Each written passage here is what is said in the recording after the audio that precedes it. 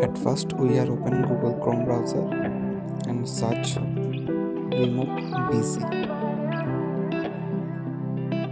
Click here firstly, then click upload image. Choose your image which you remove your background. In few minutes wait, your image is totally remove background. Next step, click download.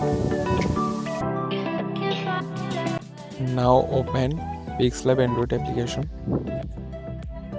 At first click middle option, then click import and insert your background removal photo. Then click fourth option on the lower layer and choose from gallery option and click your background image and resize your image according your prefer.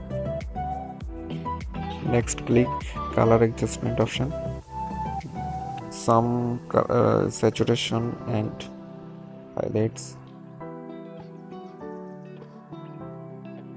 for realistic your photo.